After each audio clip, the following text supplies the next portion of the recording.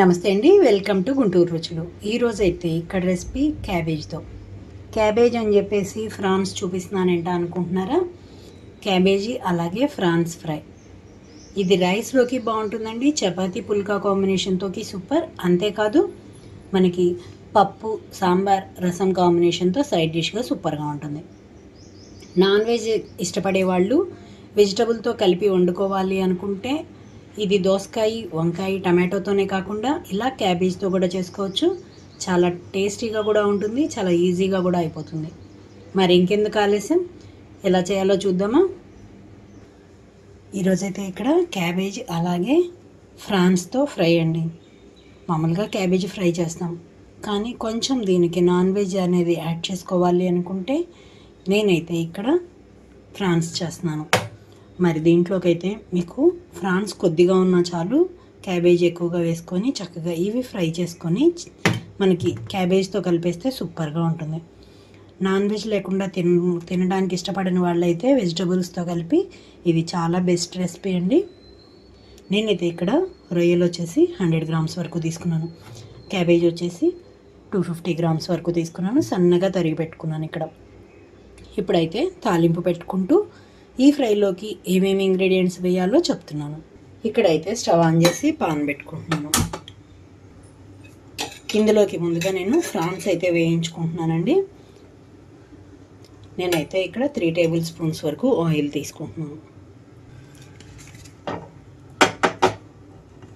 ఇక్కడ ఆయిల్ కొంచెం వేడయ్యాక నేనైతే ఫ్రాన్స్ అయితే వాటర్ అంతా వంపేసుకొని ఫ్రాన్స్ని ఇందులోకి వేస్తున్నాను.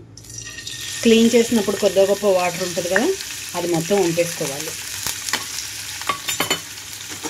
కొంచెంగా లో ఫ్లేమ్లోకి టర్న్ చేస్తున్నాను.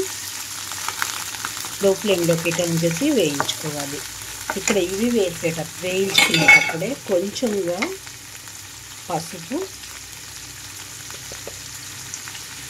అలాగే కొద్దిగా సాల్ట్ కూడా వేసుకుంటున్నానండి.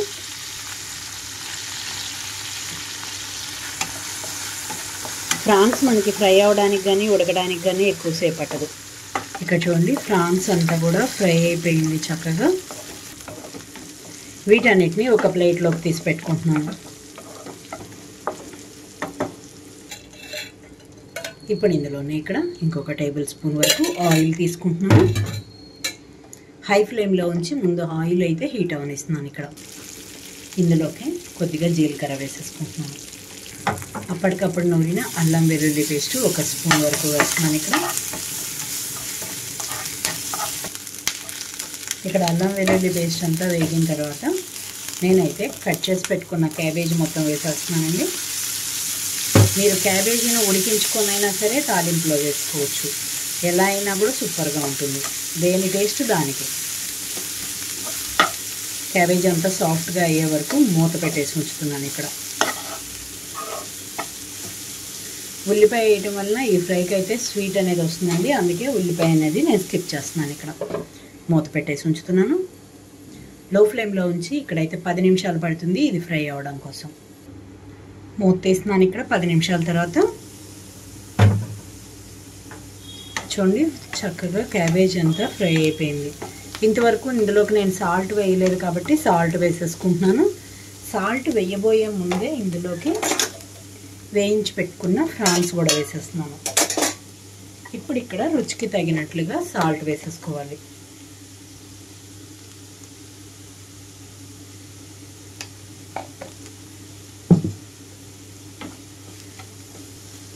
పసుపు ఆల్రెడీ ఆయిల్లో కొంచెం ఫ్రాన్స్లో వేయించేటప్పుడు వేసాను కాబట్టి ఇప్పుడు వేయట్లేదు. సాల్ట్ కూడా వేసిన తర్వాత కొద్దిగా ధనియాల పొడి. నేనైతే ఇక్కడ ఈ క్వాంటిటీకి తగ్గట్టుగా ధనియాల పొడి వచ్చేసి 1/2 స్పూన్ వరకే తీసుకున్నానండి. ఫుల్గా వేసేస్తే ఘాటుగా ఉంటుంది, ఈ ఫ్రైని అయితే డామినేట్ చేస్తుంది. క్యాబేజీ అలాగే మన ఫ్రాన్స్ స్మెల్ని అయితే డామినేట్ చేసినట్టు అవుతుంది. అందుకే నేను ఇక్కడ 1/2 స్పూన్ వరకే వేసుకున్నాను. మీరు క్యాబేజీ క్వాంటిటీ అలాగే ఫ్రాన్స్ క్వాంటిటీ పెంచేటట్లయితే మాత్రం చక్కగా 1 స్పూన్ వరకు కూడా వేసుకోవచ్చు. మూత పెట్టేసి ఉంచుతున్నాను. ఎక్కువసేపు అవసరం లేదు, 2 నుంచి 3 నిమిషాల పాటు. మూత తీస్తున్నాను చివరిగా. ఇంకా చూడండి చక్కగా ఫ్రై అయిపోయింది మనకి.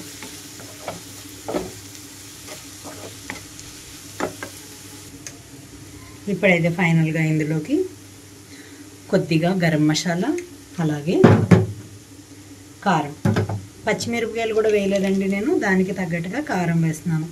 పచ్చిమిరపకాయలు వేస్తే కారం తగ్గించి వేసుకోవచ్చు. ఇందులోకి పచ్చి కారం కూడా సూపర్గా ఉంటుంది.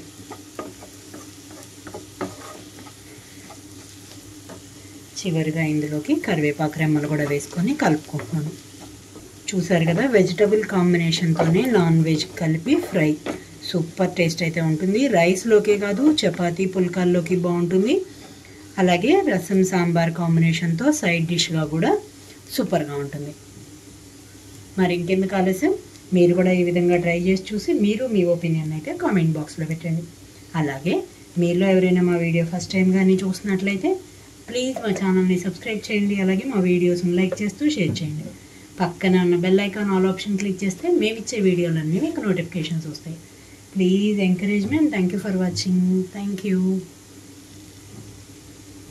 ఇంకా స్టవ్ ఆఫ్ చేసేసి సర్వింగ్ బౌల్లోకి తీసేసుకుంటున్నాను.